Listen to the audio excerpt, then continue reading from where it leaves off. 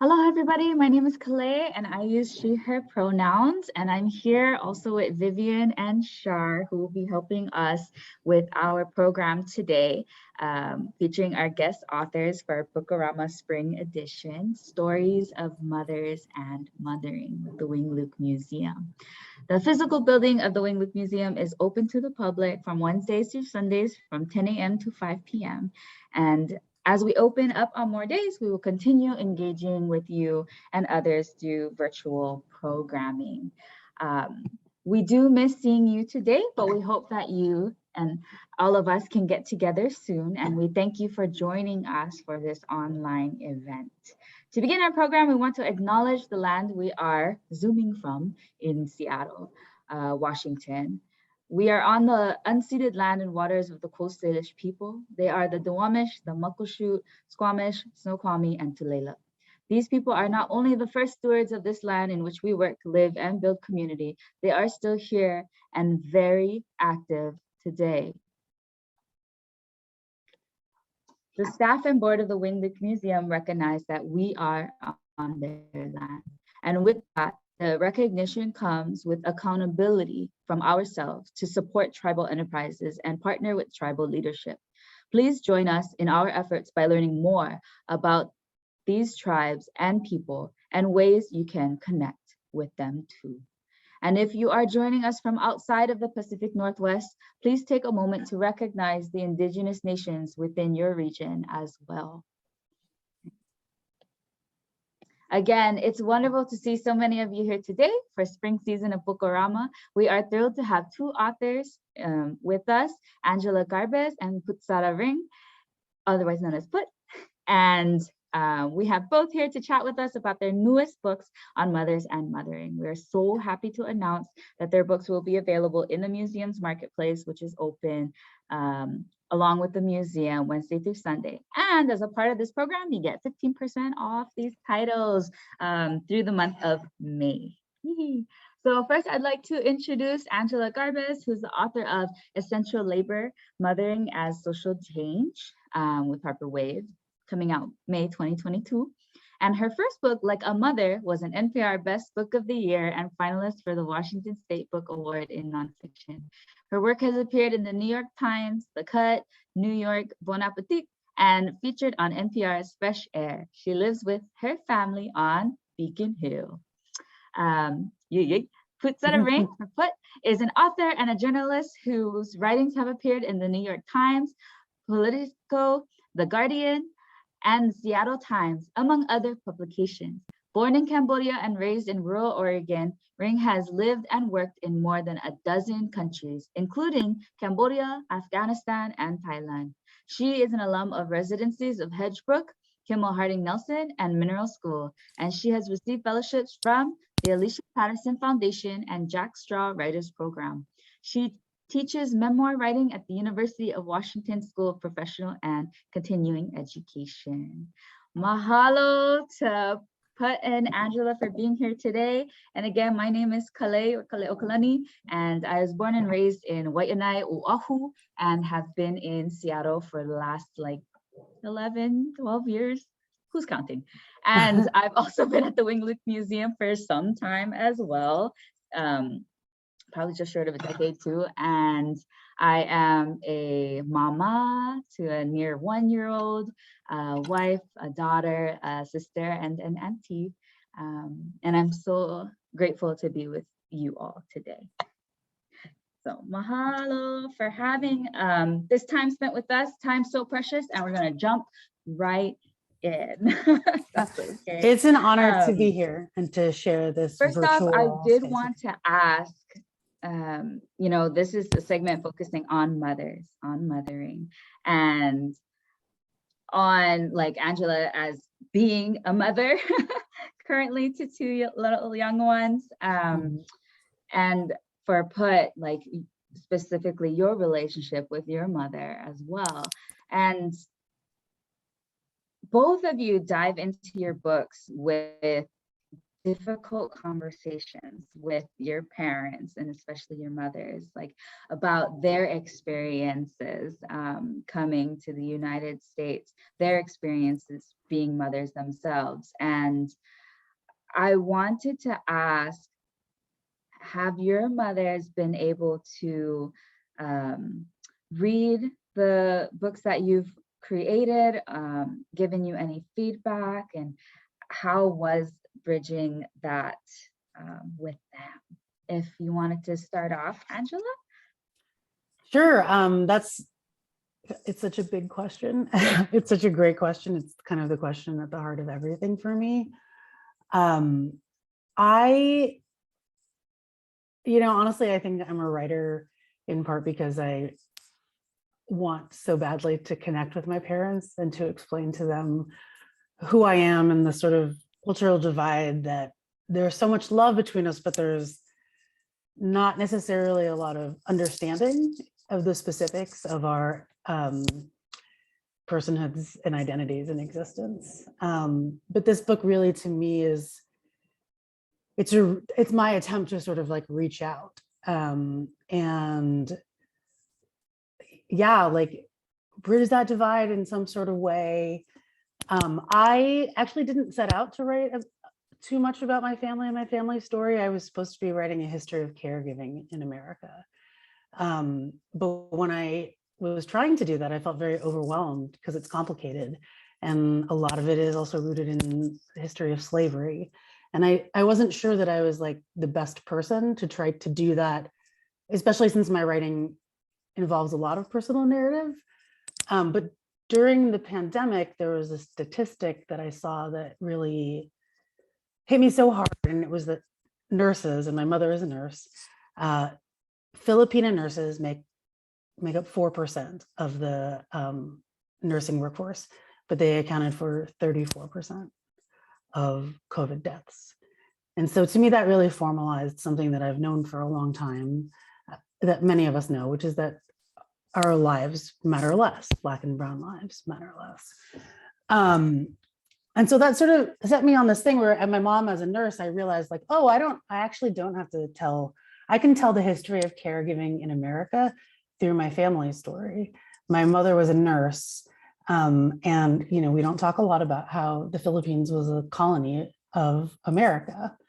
And the reason my parents are medical professionals and the reason my parents speak English and why they were skilled professionals who were allowed to emigrate is because they were fluent to a certain extent in American culture. Anyway, I'm going to skip ahead because I realize I'm losing the thread. But so I interviewed my parents and I talked to them while I was writing the book. I let them know, like, this is going to be a lot about our story, like my trying to understand that. And I did make the decision not to share the draft with them. I shared with my mother the galley of the book when it had already been edited. It was close to final because I needed for myself to know that I was not asking for her permission. I was sharing it with her, but I had to be solid about what I was doing. And it's been hard. She read it and there were a lot of tears. To me, this book is about partly the way I mother my children, the way I have mothered myself, because I've realized that I had to do some of that because my mother wasn't capable of mothering me in the way that I wanted to be mothered. That does not mean that she mothered me wrong in any way. It means that she mothered me in the way that she knew how, in the way that she was capable of. And she gave me love, which is really like the only thing you could ask for, and that goes such a long way. But yeah, she told me that she felt like she read it and it was me listing all of her failures.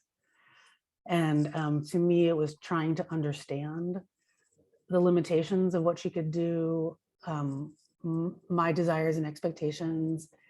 And, when I started parenting, I realized how much of parenting is reacting to how you were parented.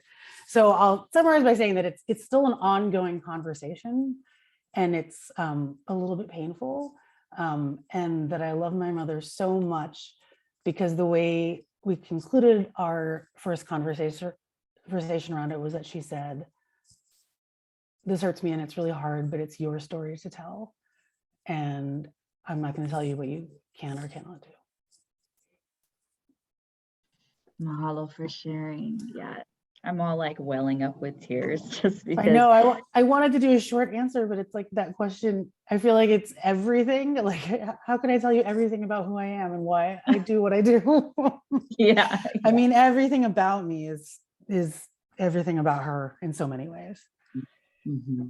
And that's beautifully said, and exactly the type of sentiment and phrases that Put also used in throughout your novel as well. So, if you wanted to share, like, if your mother has been able to see what you've created, and if she's been able to give any feedback there as well. Well, that's so hard to follow up on Angela's articulate response to this question. And I'm just thrilled to be able to share the space with you, Angela. Just a relentlessly talented writer, and I'm so eager to get my hands on a copy of your book and dive in. I want to just, I want to start with something that Angela said, which is that she pointed to this idea and this notion of the limitations of motherhood and how mothers can be who they are. And also who they aren't. And I bumped up against this very same experience with my own mother. I was actually just speaking to my therapist the other day about how I realized I grew up not hearing my mother tell me, "I'm proud of you," which were words that I desperately wanted to hear because I was raised in America. And that's what I heard other parents tell their kids. And I thought, well, that's an expression of love. However, my mother's love language is so different. It's through food. And she takes such tremendous care and attention in cooking the very best foods for myself and my siblings.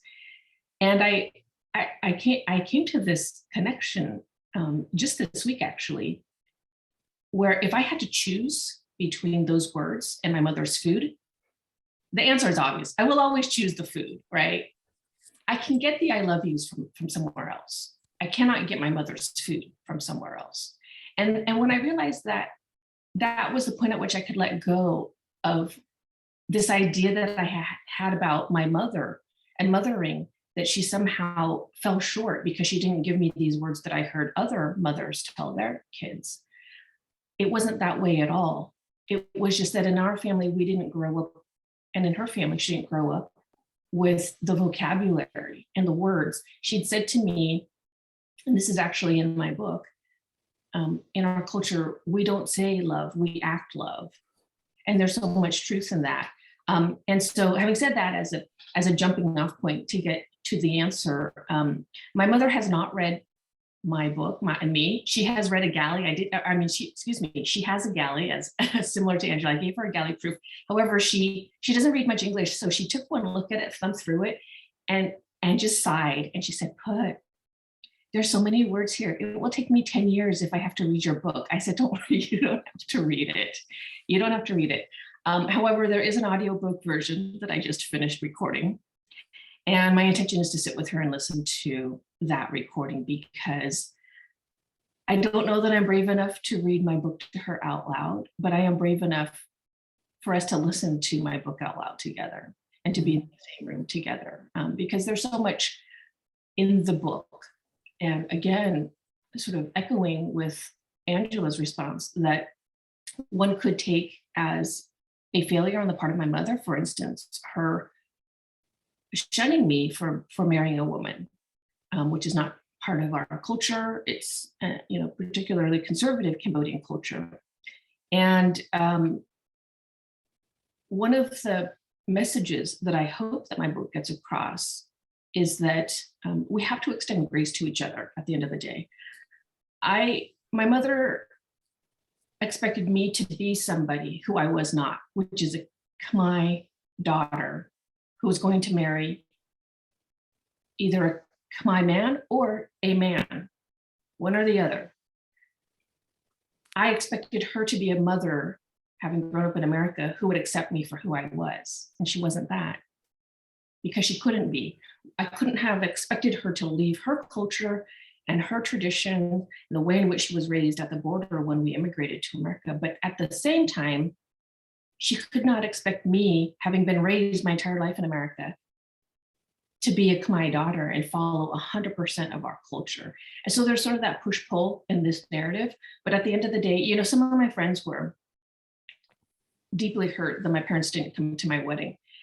And here I was having to explain to them, I've let it go, you guys. Like, I've come to a particular place about my mother and my relationship with her, which is that we each have our own limitations. And I think at the end of the day, we both, each of us, are steadfast in our identities and we know who we are. And one of the beautiful things is my mother and I are so stubborn. I get my stubbornness from her directly, but we know who we are and we know what lines we are willing or not willing to cross. And that is one of the things I will always respect about my mother. It did hurt deeply that she wasn't there for the most important day of my life. It did hurt that she rejected me for being gay. But there's no doubt in my mind that she still loves me, because since when does a mother ever stop loving her babies? I cannot. Oh my, there's so much that you're talking about. Like, our stories are different. There's so much that I relate to in that. And really a lot of this, the thing that I want to focus on is this accepting who we are on both ends, accepting who our mothers are, them accepting who they are and knowing who they are, and us accepting ourselves and realizing that I have often felt that I'm the youngest of three. I have two older brothers. So there are expectations, and my mother actually she was recommended not to have a third child. They thought that she has a congenital condition, it would be bad for her health potentially. And she said, I want a girl. And I grew up hearing, I risked my life to have you. And here you are not what I expected you to be. Right. But there's a thing where it's like, how could you expect me to be? Like, I'm in this other culture that's very disorienting to you. And I think a lot of our relationship is both of us feeling two cultures sort of not at war, but like in conflict and tension with each other, and trying so desperately to connect across that without wanting to give up who we know each of ourselves foundationally to be. But I've always felt like I don't live up to my mother's expectations. I never could, in part because I'm not sure exactly what they are.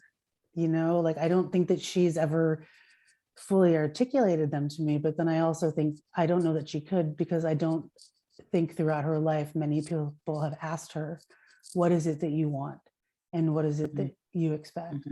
Like, I get this feeling, and I don't want to speak for you, but I feel like we're both just so much more than what our mothers might have thought they were going to get, and it's like, I look at my daughters, and especially one of them, I'm like, you are probably going to be the death of me. You're like so much more than I think I can handle, but like in motherhood, it's like you adapt and you're meant to handle, and you grow and you are pushed. But like, I don't know, it's just understanding our mothers are the people that they are, and I feel like it would be insulting to say to my mother what I have had to arrive at, like through therapy, which is like, I forgive you, not that you need to apologize, but like, I forgive you for the things that you couldn't do for me, because like, you just couldn't do those things, and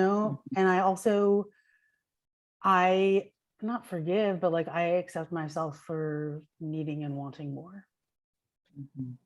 That is so beautifully said, and so much unpacking to do, because both of your books also talk about like the impacts of colonization. Like, I feel like more broader in the mainstream, it talks about the impacts on communities and upbringing, but like each of your novels like go into the impacts it has on this specific relationship with our mothers and how difficult it has made it. Like, relationships will always be difficult, but like that, Mhm. especially for like women of color, POC, and especially for first generation or like immigrant families, like there's just so much intersectionality there that each of you go into. And Angela, like that pressure that you had as being the girl that your mother risked her life for, has that theme throughout, woven throughout your book, but and how you were that child that was saved, escaping the massacres in Cambodia. So there's just so much interconnectedness that it is an honor to be here in this conversation. And talking about like accepting oneself and or how you were saying like recognizing what your mother is and isn't at the same time. Both of you in your books wrote the same quote, put around like your special day, your wedding day, how it was the most happiest day and the saddest day at the same time. And how you wrote two things can be true at once. And Angela had shared the same thing where, you know, opposing concepts can be true at the same time. And I thought that was just like, when I was reading, I was like, whoa, like it was just incredible to see that work happening also at the same time between both of you. And I think we don't have very much time left because we got to go take care of our motherly duties. Some of us got to go pick up some kids. Some of us got to pump very soon. But for maybe this next question, like it was just interesting to see that. And I think there's a lot of great themes that really jump out at us about these two books that you've created. But one of the themes that jumped out at me was just maybe, and you can correct me if I'm wrong, like a theme of choice, of like having choice and having nuance and being many posing things at once. You know, Angela, you talk about how our culture in America like loves the binary, and we're stuck in it, and it is frustrating, and it limits our choice of what we can do and what we can be. Is that a fair assessment? And if so, like, did you want to talk about that kind of theme? I mean, The I'd next love 5 to, minutes? and I'd also love to connect it. No, I have definitely at least 9 minutes here. I think it's that idea of a binary is, I want to say that it is rooted in colonialism, right? We, good or bad, moral, immoral, you know, like non-monogamous, monogamous, straight, gay, like all of that those were things that were forced upon our very rich cultures.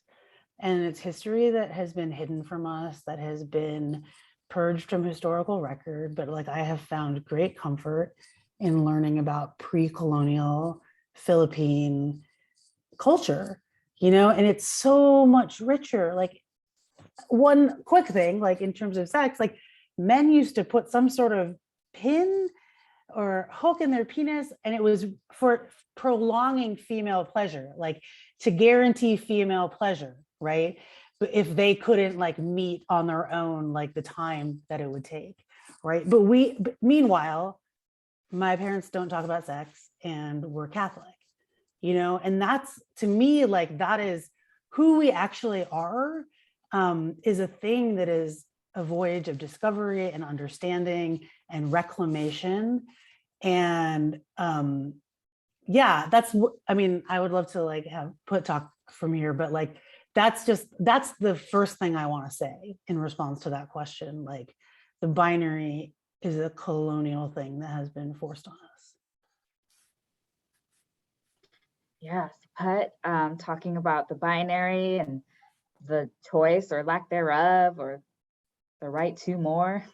Right. Yeah, you know, this notion of freedom is almost a, you know, I would say one of many through lines in my memoir. And this idea that I, having grown up in America, had 100% choice who I could marry. And actually at the times that I married my wife, the Federal Marriage Act law was passed, which finally made us legal, which is incredible. I mean, just extraordinary. I think actually what it was is that my wife and I married a year after. What year was that? 2017 is when we got married. And, I think about that in contrast to, my memoir actually opens with my mother's arranged marriage and how she ran away because she didn't want to be married. She had dreams of being a businesswoman and traveling her country, Cambodia. And she was corralled into an arranged marriage. She was so smart. And I think that sometimes there are people in the world who are born way before their time, and she was one of them. And then here's her daughter, down the line, age 40, meeting and falling in love with a woman in America. And here we start the book with my mother having absolutely zero choice who to marry because she was bound by a culture and a country that gave her no choice. And yet her youngest daughter arrived in a country and a culture that gave her every choice.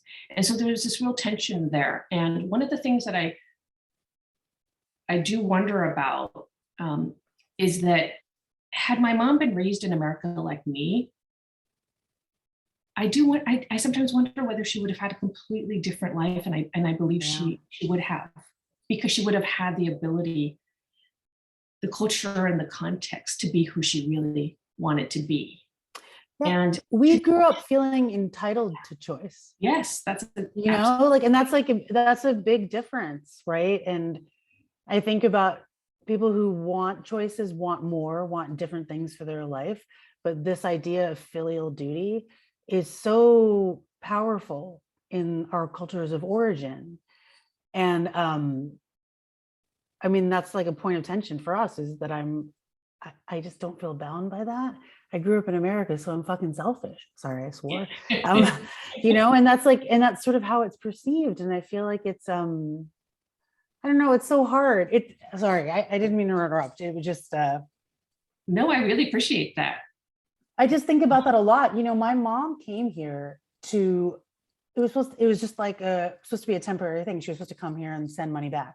And my father didn't want to come here. They met, they got married, he came, and the deal was they were going to go back. And then after like 3 years here, my mom was like, I'm not going back. And she was still very much like a dutiful, traditional Filipino woman, but she was like, I have choice. I have, something, spaciousness, like the idea of possibility, and I think about that a lot. Like, who would so many of our foremothers and ancestors be, with the full range of choice that we have now? Yeah, it's so true. And then once you taste freedom, it's hard to give it up again. So I don't blame your mother for not wanting to return to the Philippines. She can absolutely be more than who she might have been in the Philippines. Yeah. In a fundamental way. Before you had to head out, Angela, and then maybe we could still keep talking. I don't know. But there was a part of your book, you're like, man, I want all of this for the future of my daughters. Like, I want them to be raised like with more knowledge, like to think of an accessible world for all. But damn, how do I do that? Like, I don't know how to do that. Like, this is what you wrote. And what like parting words did you want to give to the audience, like to start that, like in everyone's lives? It is a very daunting and necessary, essential label task. And what can we give to the audience right now to take home and like do right now that can help foster that? Yeah, I think it's really understanding that the work that we do as caregivers, and not just to children, to adults, to elders, to people with disabilities, that work is so important. And I'm not like blowing smoke up people's butts. Like, it's just true. Like, we affect culture at a granular level in everything we do each day. And so I think about how the work of the civil rights movement is far from done. Like the work of the disability rights movement is far from done. The work of the LGBTQIA+ community is far from done. It's ongoing. And so I think about how, you know, I have struggled with hopelessness and feeling sad and disappointed with our country. And one of the things that gives me hope is parenting. And it clarifies for me, I don't think I'm going to live in a country and in a world that is, you know, what I want, that it is in line with all of my values of everyone matters, everyone is equal, we are all born deserving, we all deserve basic human rights, right? Like as a guarantee in this life. And so I work towards that. I don't think I'll get there, you know, in this lifetime, but I think the point of us being here is not to be like, oh, it was hard for me, so it's going to be hard for you, but to try to improve society. And one of the ways I try to do that is by knowing that my children are future leaders, future community members, future neighbors, future mothers, and I want to instill in them these values. A lot of stuff that, like, put what you said also deeply resonated with me. I think this was actually maybe before recording. I came into racial and class consciousness, well, right on time, but for me, it felt late, you know, but to me, it's like not too early. Like I am trying to teach and talk about those things with them. And, you know, like if I can't change the world, what I can do is make it so that for my daughters to be biracial, multicultural children in America, accepting their bodies, believing in autonomy, insisting upon equity, I can make it so that their lives, like psychically, emotionally, are easier, you know, that they come to the world at an earlier age whole. And in the end, if I do nothing but take care of my people and give my daughters that, then that's a good life. Like I could be very happy with that. And we would be we are so grateful for that, and so grateful for your time. And we definitely want your answer too. And like, I'm here if you're able to. I want to listen to Put Talk. I can push perfect. this 2 minutes, 2 minutes. And then I don't want to like stop. I wonder if there's a way that we could, I don't know, continue together. I don't want to have these conversations alone. Like I want to be having them with you, and I want to be having them with you, Kalei. So, I mean, we could totally do a part 2 and then stitch them together too. But anyway, go ahead. Something that Angela just said that resonates also is this idea of if the only thing that you can do is to take care of those around you and your 2 daughters, it really is everything. I don't have kids, and so I don't know the other piece of the equation ends with me just being a daughter as opposed to me also being a mother, and so I'm not able to identify in what you said, Angela, about how your greatest hope is to bring perhaps a wholeness about the world to your daughter sooner than what you had. However, what I can say is that I am the aunt to 10 nieces and nephews, and that is who I wrote my book for. My book actually started as a love letter to them. And you're an educator. Yes, right. And there's that too. Yeah. And I think that you and I, Angela, share this absolute need to exactly what you said, to piggyback off of what you said, to create a world that we want to see. And if we can't do that ourselves, then we will enlist the young ones to help us. Yes. To help us in the ways that we want to make things better for them, for us, but more importantly for them. And there's so much that affected me very profoundly in what you said, Angela, because it also helps me see my mother in a different way, in the sense that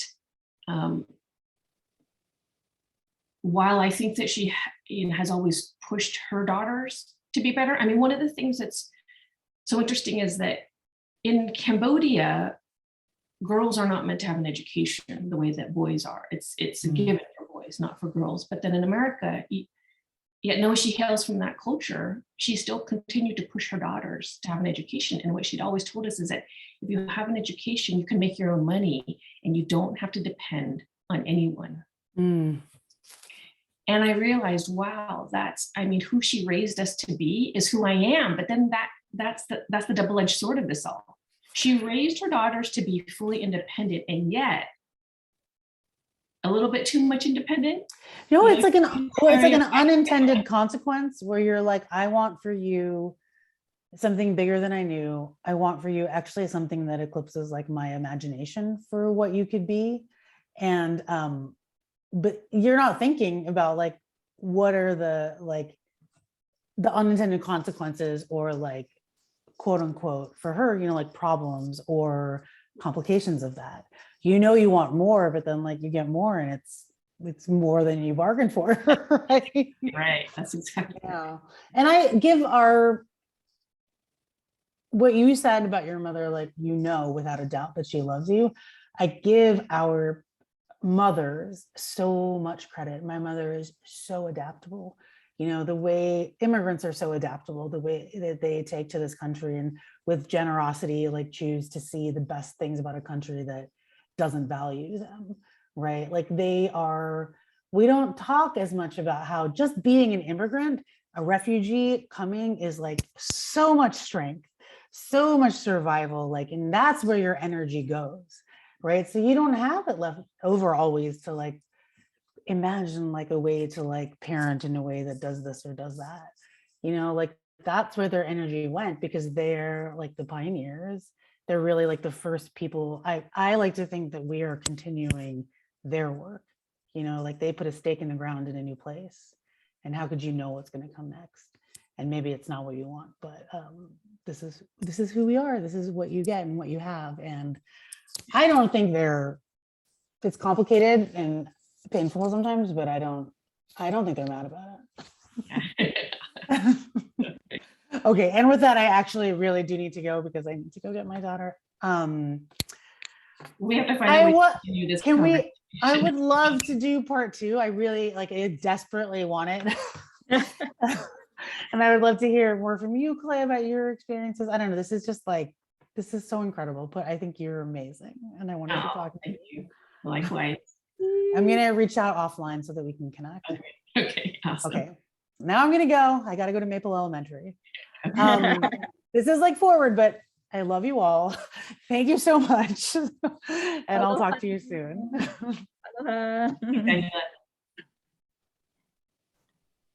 Yay. I am gonna call on Shar. Maybe if you want to do a pause.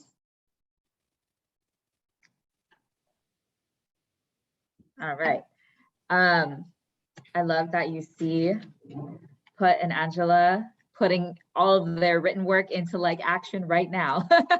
So Angela had to go and mother, but we're still here with Put and we're so grateful for just a little bit additional time to round out our conversation and touch base on more things regarding your piece. So we just talked a lot about choice or lack thereof, or our mothers giving us more choice than they ever had themselves, and us, taking an inch and turning it into a mile. And maybe they're ready, maybe they're not. And your piece has so much emotional ups and downs and all around, and I am so appreciative for that journey that you took me on with that. One, knowing like how difficult it has been to unpack, traumas of your past, of her past, of your shared past. What part of the book was the hardest for you to write? I have an easy answer to that because it's still, the hardness of it is still with me, actually. I turned in my last draft in June of last year. So we're coming up on a year now where I turned in my final draft to my editor. And but before I get into it, I just do want to say one thing. I am not a parent. I am not a mother. And I think that the very fact of us losing Angela a little bit early here on this fantastic conversation, because she had to go pick up her kids, speaks to the heart of what her memoir is about, which is that, essential labor. This is absolutely essential to be a mother first and foremost before almost anything else. I don't know if she was here, if she would agree with that, but my sense is that it's so critical. And but I thought that was worth pointing out. As far as the question about the hardest part of this book to write, I would say there are two things, but what's most pressing to me right now is the last chapter that was revised in this book, which was the chapter that I wrote about my experiences in Afghanistan. And I realized that after the fact, why that chapter was so hard for me to write. I went to Afghanistan as a journalist, and I worked there training reporters, Afghan reporters, in investigative reporting. I was only there for 4 months, but 4 months was plenty for me. And I wrote about my experience, just straight up as my experience. And when I turned it in, both my editor and my agent gave me the exact same feedback separately. My agent said, put this is way too long. You should really try to cut it. My editor suggested I take out the chapter completely. I was devastated. And what I realized was that there was no heart in that chapter, because I was so emotionally distant from that experience still. I had not yet processed that.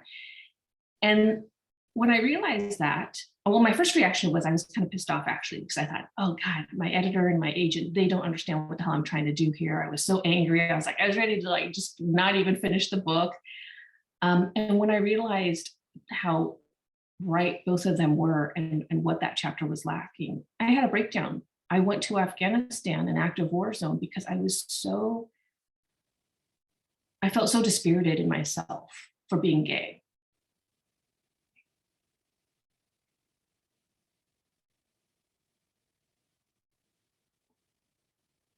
Sorry, still emotional.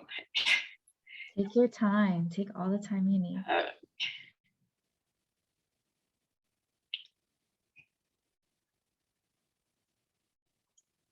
And we are here to lift you up.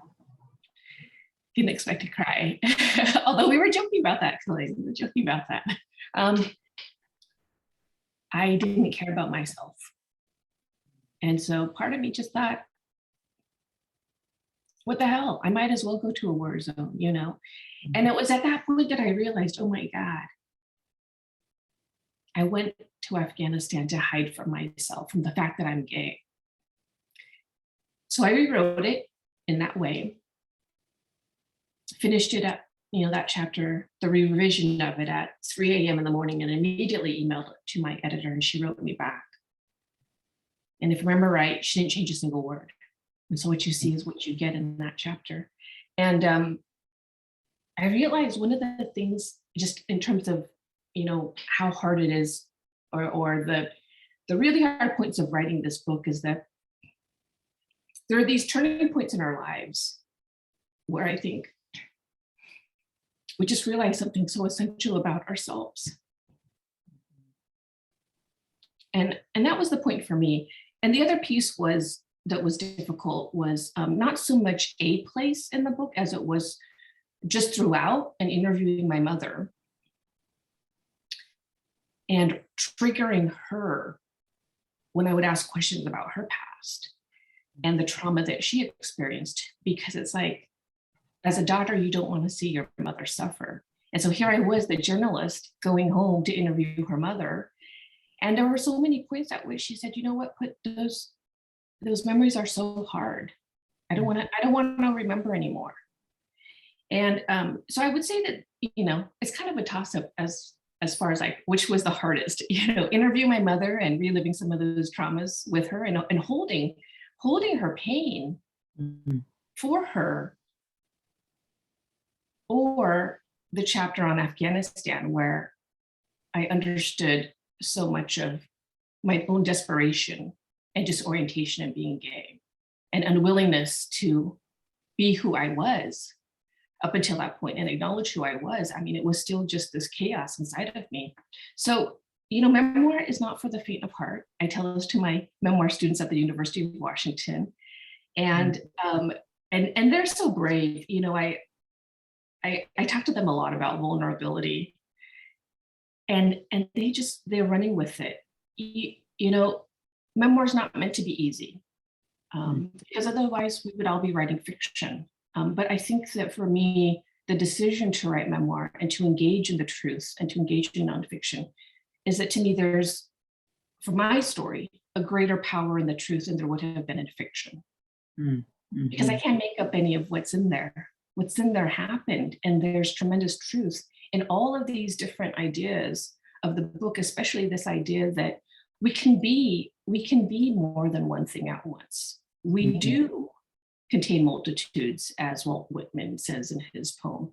And how can we make that into a strength rather than a weakness? How can each of us, in terms of mothers and daughters, accept each other for all of the different versions of ourselves and all of the different people and things who we are inside of us? Beautiful. Thank you for sharing. Thank you. First, I broke down. That was unexpected. No, not embarrassing at all. We are so honored that you feel, you know, that you can trust us with your story and your vulnerability. You and Angela were both talking about, before we started recording, like how beautiful of a space it was to come into this Zoom, and like along with myself, Vivian and Shar, like Asian American women, like brown women, and how unfortunately rare that still is in other spaces. I feel so honored, and it's just incredible that you've shared that with us, and you just made this so special. Well, it is so rare, and I have to say and point out that I've been interviewed many times already regarding my book before the launch on May 17th. This is the first time I've cried in an interview, and I think it specifically has to do with the fact that I do feel safe in this space. And it's not to say that the other people who I have been interviewed by I didn't feel good about being there, but there is something that's very nurturing about being with, sharing a space with people like yourself whose lives are really focused on examining these deeper issues, and then giving the rest of us an opportunity to just know who we are vis-a-vis the existence of the Wing Loop Museum. And it's something that I mentioned before we started recording, which is that when I moved to Seattle to be with my partner, who became my wife in 2008, I would go to the Wing Loop Museum just to feel calm again, because I saw myself reflected there. And perhaps not, you know, at the time I can't remember if there's a Cambodian room there that talks a little bit about the genocide and my people, and so I literally saw myself reflected in there. But I think at the time when I was here, there wasn't that room yet, and so irrespective of the fact that specifically Cambodian stories are told in the museum or not, just the fact that I can go to a place and see people who have brown skin like me is an exceptionally calming thing. And so, you know, my wife and I, we will always and continue to support Wing Loop and as members and otherwise. Oh, mahalo, Put. We really appreciate that. And thank you so much. Like, myself included, like coming to the Wing Loop Museum, I also feel like it was kind of late in my life that I had my bigger, larger cultural, racial identity awakening. But I am forever, forever grateful for it and indebted to it. So mahalo for sharing your ite, your wisdom today, your knowledge, and more about your new release coming May 17th. It's available at the Marketplace at the Wing Loop Museum, as well as with Angela Garbes' work in essential labor. And we'll close out with a good a few thank yous for today. So again, thank you to Angela and Put. This has truly been a tribute to mothers and all those who are practicing mothering and care and education and teaching and fostering safer places for our futures. And for the future generations who will have that greater choice, that greater nuance, that greater freedom that we are still striving for today. So I also like to thank the Tatiuchi Foundation and the IMLS, Institute for Museum and Library Services, for their support of our virtual and in-person programming. And thank you to the members and donors of the museum, like Put and her family, for making programs like this possible and for your continued support, promotion, and aloha. Again, at this time, the Wingwood Museum is open from Wednesdays through Sundays, 10 a.m. to 5 p.m. Come down and take advantage of the 15% off on Angela and Put's books in the marketplace. And you can take in the many exhibits that we have offered right now. To learn more about that, you can visit our website at winglook.org. Also, don't forget our upcoming monthly after hours trivia on Tuesday, May 31st at 5:30 p.m. So thank you and hope to see you soon. Mahalo nui loa me ke aloha pau ole. Ahui ho. Thank you, and thank you, Winglook Museum.